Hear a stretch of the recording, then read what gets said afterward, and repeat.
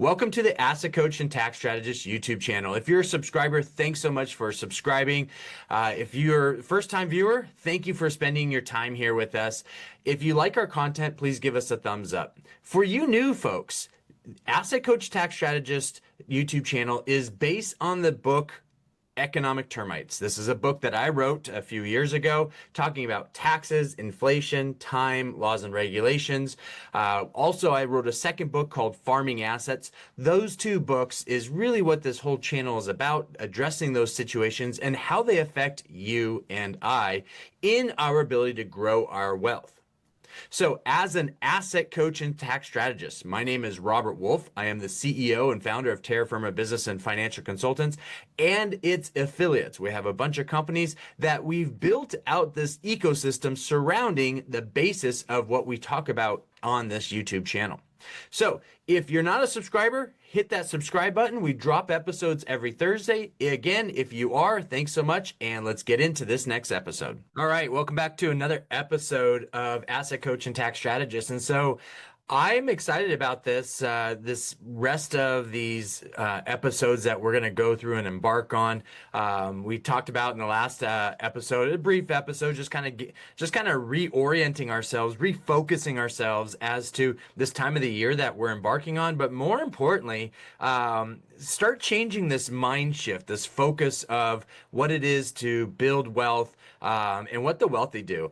And so what I thought I'd do, I saw this great clip. It was actually on Facebook, but I thought you would appreciate this. I'm going to keep going back and forth from sharing my screen to not sharing my screen. But this is The Psychology of Money, written by Morgan Housel.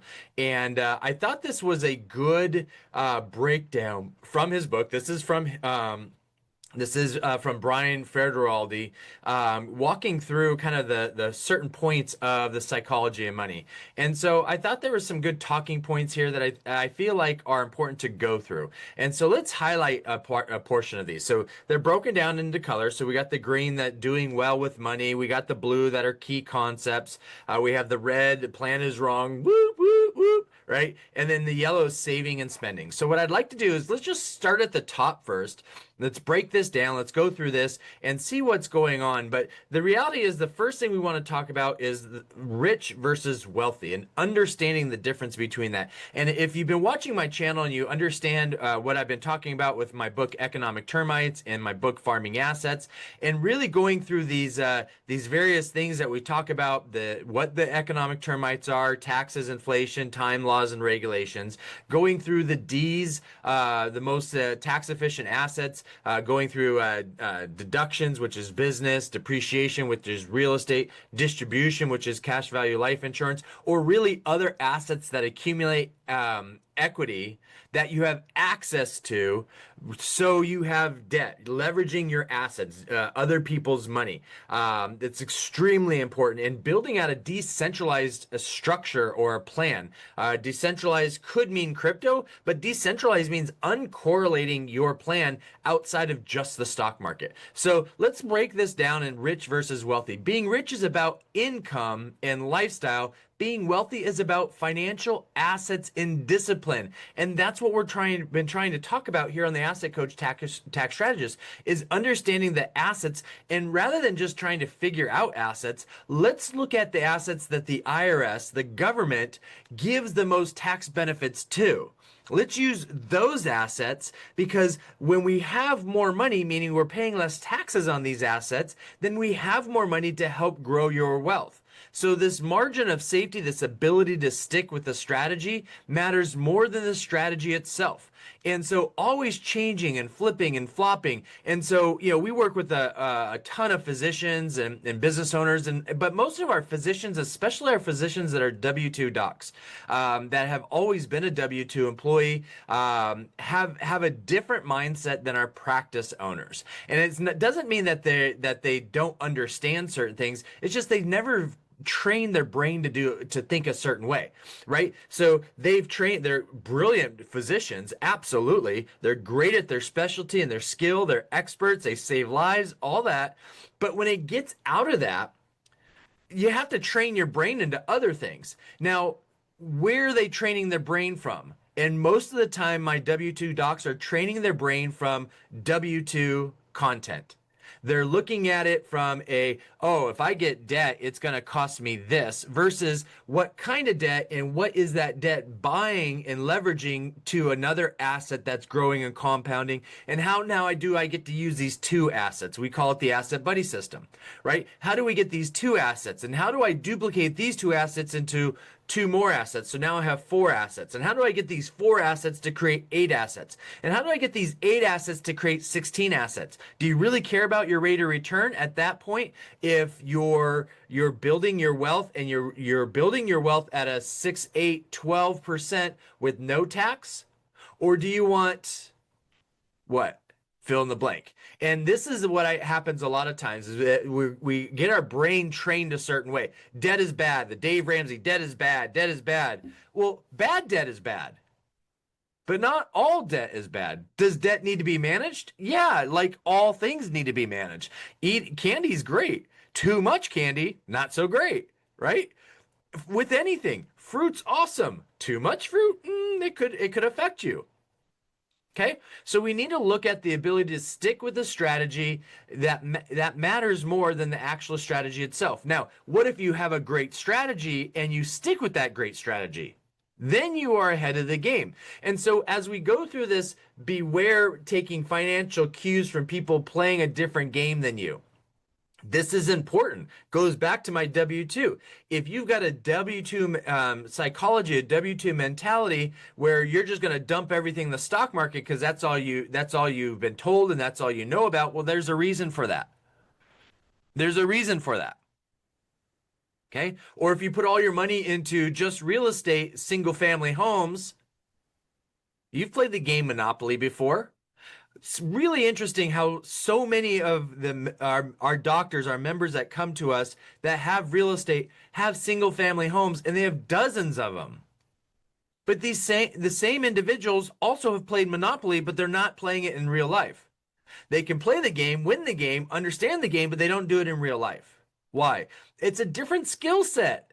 It's easy to buy a single family home and rent it out to a family. It's hard to buy an apartment complex, run a business, which is what an apartment complex is, versus buying a single family home. We don't have the mentality that it's a business. And then all of a sudden we have dozens of them. And then we're like, ooh, now I got a tax problem. And I'm just expressing situations and real life things that have occurred when members have come to us at Terra Firma.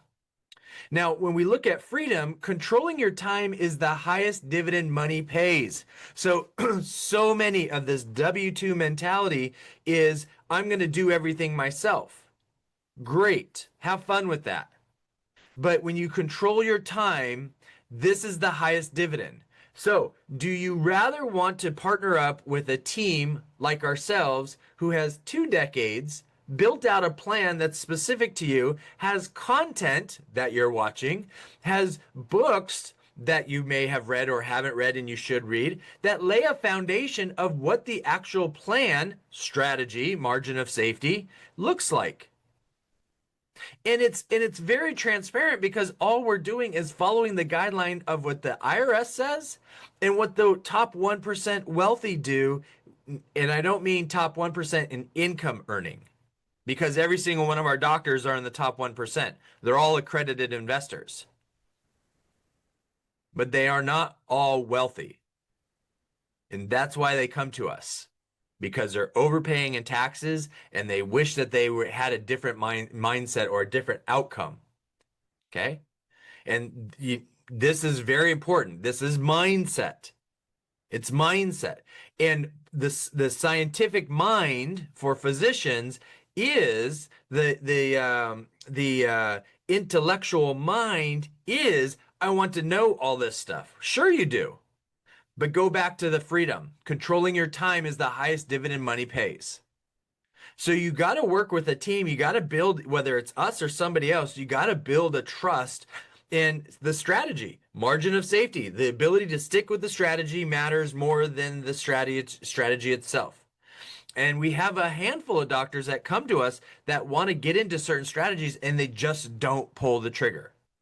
And it's that paralysis by analysis. It's that intellectual mind trying to figure everything out. And the whole thing about being wealthy is making a decision and doing it.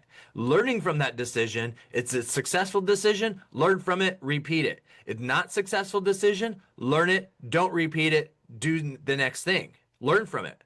Okay. Each decision, but there's so many times, and I see this, and I'm not saying that the W2 mentality is a bad mentality. What I'm saying is it is a mind shift. It's a brain shift. There's a reason why we're not taught all this stuff in school, in medical school, in life, unless you're interested in this stuff. Okay. It is designed to hold you down. It's designed to keep you stupid about this stuff.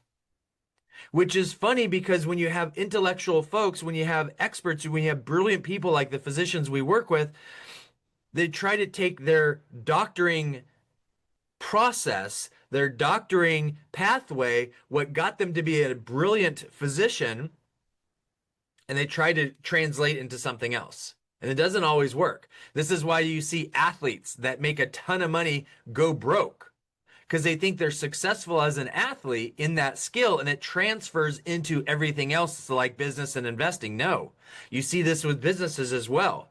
If you understand the core structure of running a business and the necessity of running a business, marketing and people, then product. You need to have good marketing, the product. You need to have good people, the product. And then the actual product itself. That is the structure of a normal business that can be successful. But it doesn't change. If I'm a great heating and air conditioning business, and I've built a great business, doesn't mean that I can all of a sudden go into manufacturing. Doesn't mean I all of a sudden can go into certain areas of business and other areas, because not all the times does it translate unless you understand the core root of these things. And that's what the psychology of money is trying to teach here. So let's go to key concepts over here. And the key concepts is one, no one's crazy. People make financial decisions based on their own unique experiences. And that is so true. But you have to make decisions for experiences. And your experiences create new decisions. So if you're focused in this particular type of structure and mindset, your decisions are always going to be based on that, and you're not really going to have unique experiences. Just the reality of it. So if you want something different, you want to change something, you have to create different decisions for different experiences to change. And that's really hard for people to do because there's that control factor. I have to trust in this, or I have to trust in myself, right? And sometimes that is difficult for people when they're uncertain about making a decision. You see how this circles around. It's very, very important. I've been told by certain business partners and certain people I work with that I make decisions quick, because I've learned that when you make a decision, you get better at future decisions. You get an opportunity to learn the results of that decision, good or bad. But as long as you're willing to take that process of the decision, in the process of learning from that decision, you train yourself to be able to make decisions. So I have a less of a concern, and I get better at making decisions because of the number of decisions I make and the results of those decisions. It sounds like I'm talking in circles, but the reality is that's how it works. That's how it's developed. That's why successful business owners are successful. They're willing to go through the sludge and mud, and people call it failure. No, they're learning to make decisions and learn from those decisions. Failure is if you walk away and you give up. Doing something and it not working is not failure. That is a decision and an opportunity to learn for the next thing. But society tells you it's failure, and it causes you to stop and walk away. No. Margin of safety, the ability to stick with the strategy, matters more than the strategy itself. My strategy is to make decisions so I get better at making decisions. The money will come from that, because your decisions get better and better and better, and you learn more and quicker and faster from these decisions. And guess what? I have not died because of any of my decisions, but I have learned. And this wealth of understanding is extremely, extremely valuable. In itself is a skill. Luck and risk. Nothing is as good or as bad as it seems. That is true. It's understanding, again, what I'm saying about the first one is making and understanding the decision process. They say you create your own luck. That's because you understand the success. You understand the process. I've spent over 2 decades making decisions in this world of financial planning and insurance and assets, which is why I call myself an asset coach, understanding the rules of assets and how the IRS and the laws associate with that particular asset that leads to tax strategies. Like I always say, if you know the rules to a game, you not only know how to play the game, but then you can now learn how to strategize in the game. Okay? And so never enough. If you're never satisfied with what you have, you'll never be happy. And that is true. And so here's the interesting thing. It depends on what you're striving for. So for example, I strive to constantly try to improve myself, and I'm thrilled with who I am, and I understand who I am. And because of that understanding of who I am and thriving to constantly improve myself, I'm not looking at myself not being good enough. I look at myself being massaged and evolving and enhancing. Doesn't mean I'm better than somebody else, just means that this is my focus. And so when I make decisions, these decisions are designed for that. And these decisions are designed to help other people who can't make these decisions.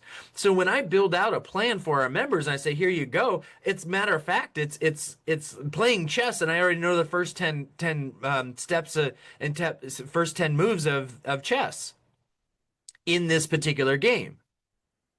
You're still trying to, a lot of times my members, my clients are still trying to learn that first step. So there has to be a trust factor in understanding the skill of that next person, which is why we are completely transparent about all our content and all the information. And none of it is we made up. It's literally in the tax code. It's in the legal system. It's out there already. We're just teaching people how to use it. Great, you've got real estate. Let me teach you how to use it to build wealth. Great, you've got cash value life insurance. Let me teach you how to use it to build wealth. Great, you've got a business. Let me teach you how to build it, use it to build wealth. That's their tools. But psychologically, a lot of times we get married to these things. And the reality is they are tools, no different as a physician in your particular specialty. You have certain tools you utilize to help your patients improve and get better. Okay. Now, the power of compounding. Good investing isn't about earning the highest returns. It's about earning pretty good returns for the longest period of time. And imagine if you can do this in multiple assets. You can do this with assets that give you better tax benefits. So you have more assets, more cash, and you can also leverage the equity of those assets. And the banking and the finance system wants to give you money, wants you to leverage those, and you can use those to create more of the same thing you just have. That's the whole thing about the Bank of You. That's the whole thing about the asset buddy system that we teach our members and our clients to go through. Okay, it's not just the power of compounding, it's the compound interest, but it's also the compounding of the tax benefits. When you save $35,000, and you're able to put that $35,000 into an asset that creates tax benefits, not only is that $35,000 appreciating and growing and earning a rate of return, but you're also getting tax benefits off that $35,000 tax benefit. Your tax benefits are compounding. It puts you ahead of the game. This is like when Grant Cardone talks about storage of money, and he talks about real estate and all these real estate investors. That's his thing. But he's building a real estate empire by using your money and the bank's money. Yeah, you're making money, but so is he. And all he's doing is trying to teach you. You're at different stages, though. You have different roles, different parts in this partnership, in this relationship when you invest in funds and you invest with other people versus when you invest in yourself. And there's a better power in leveraging and investing with other people to leverage so you can have access to more and do more rather than you trying to learn every little thing. And now we go back to the top part of understanding certain things. Excuse me. Excuse me. All right. So Now let's go to spending, saving and spending, the yellow side. Tail events. A small number of events account for the majority of outcomes. And that is so true. So when you look at the financial planning in the stock market and financial advisors, what do they talk about? Those that don't want to sell you annuities, those that want to control risk, they're going to talk about those moments in the market that were down, the early 2000s, where we have 3 consecutive down years. 2008, really the 18-month period of 2007, October to August-ish of 2009, that 18-month period where the market went down 50% plus. Right, that's where people are going to talk about, and in what 2019, right, and COVID. Yeah, these loss events are very detrimental, but there's also on the other side of the coin, there's gain events. And how do you participate in those gains? A lot of people don't participate in those gains in an active way. They participate them in a passive way because they don't have the time and energy to understand how to maximize an asset, meaning their money. But who do you trust? Who do you help get to do this? Right? And this is why certain people are out there talking about the different types and skills of advisors. Right? And so when you look at financial planning, when you look at insurance planning, when you look at tax planning, accounting, right? And you look at the legal planning, those 4 things typically are separate individual focuses. How in the world are you supposed to manage those? And how in the world, how much time do you think it takes to find the best person to fit your personality and what your goal is in each of those areas? It's hard. And then you got to go do your day job. Then you got to go be a family man, right? And when do you find time for yourself, right? And so this is where we come in and we've helped our members, is that we build this brain trust. And there's other companies like ours. They don't, in my opinion, I'm biased. We have a different type of mentality and focus than some of these other companies. It doesn't make them bad. We're just different, right? And so when we look at reasonable greater than rational, aim to be reasonable, not rational, with your financial decisions. Okay, what's that mean? Sometimes you need to make a decision that you're like, I'm not comfortable with this. That's right. We make our members, our clients, uncomfortable. That's our goal, because we already know what the learning path is to there. We already know the results. They're not in a position of knowing that because they've never been in that position to know that. So we use our expertise, our drive, to take them to that next step. And there's a journey. It's scary. That's why we have coaches. That's why we have these processes of help building the mindset of our clients. Because it's the psychology of money. It's not the results of money. It's the psychology of money. Okay, it takes a mindset. It's why the most elite athletes work with mind coaches. There's a psychology in getting your body to perform just a little bit, a fractional more than somebody else. And if you repeat that over and over and over again, you end up becoming an elite athlete. And it takes time, energy, and commitment. So does building wealth. Just because you make a lot of money doesn't mean you can make a lot of money in other areas. There's not a lot of translation to that. You got to be trained. That's what we're talking about here. Now, leave room for error. Yeah.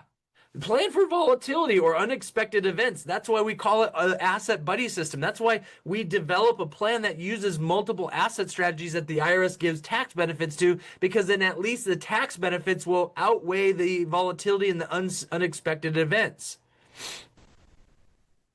But like Forrest Gump, it happens.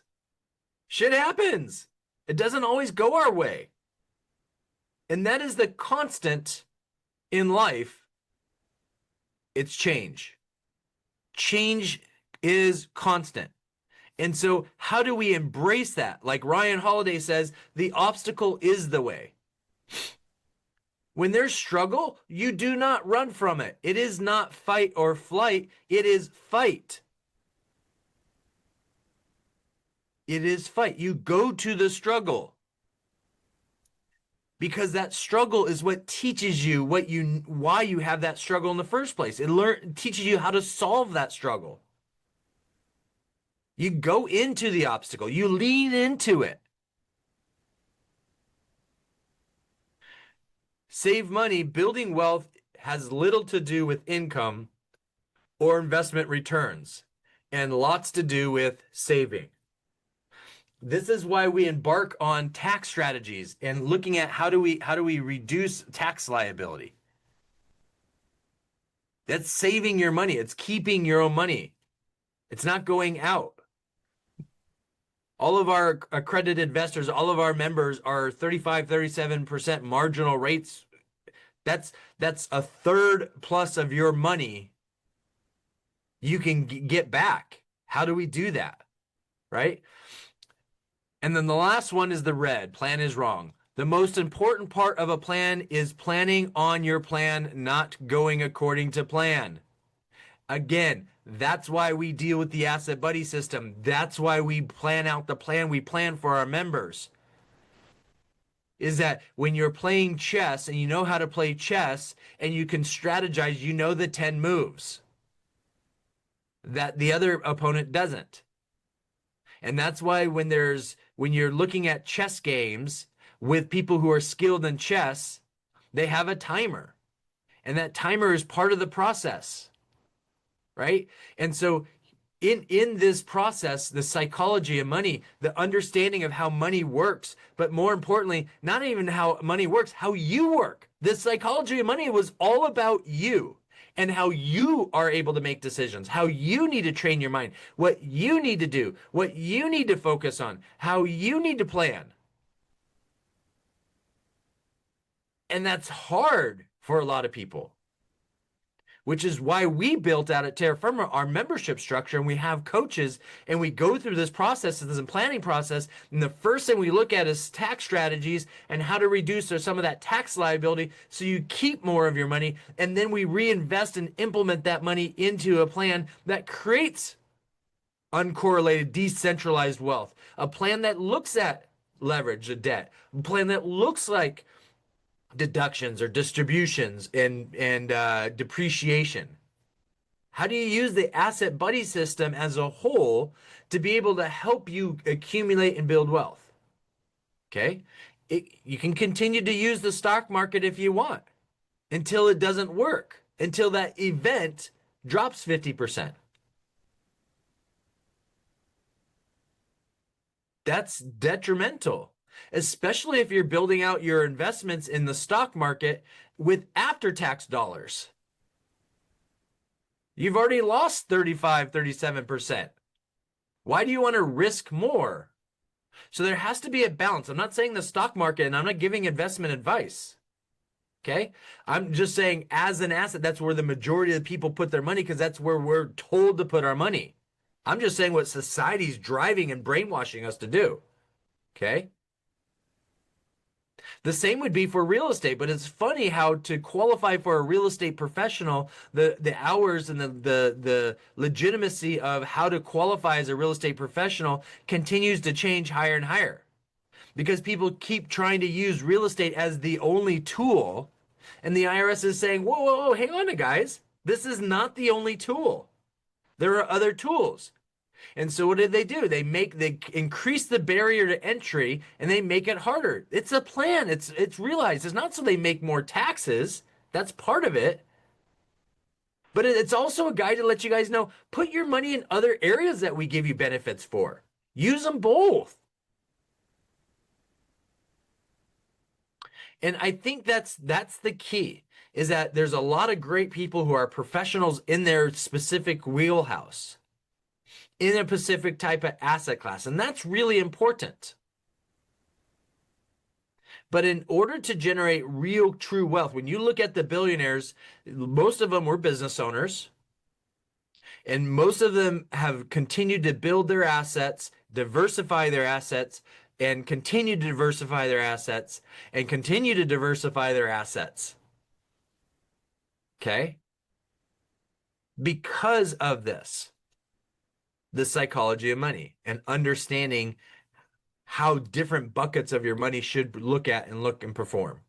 So hopefully this was helpful for you. I hope you enjoyed this content. We're going to continue down this pathway and look at some of this stuff. I think this is a great opportunity for you to look in the mirror and understand, what am I trying to accomplish? Like I said, there's a trained mindset that needs to be had.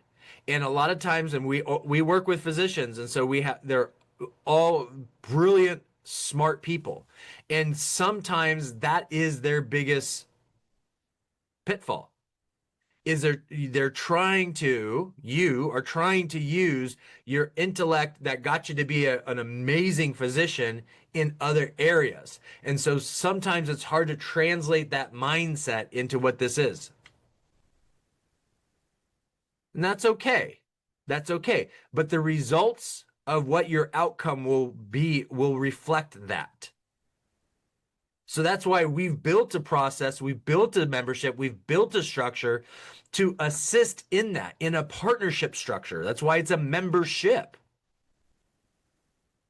to allow to go through this, but not alone. In a relationship, not a transaction. And that is the first step. People get access to us is they become a member, and we focus on the relationship, not the transaction.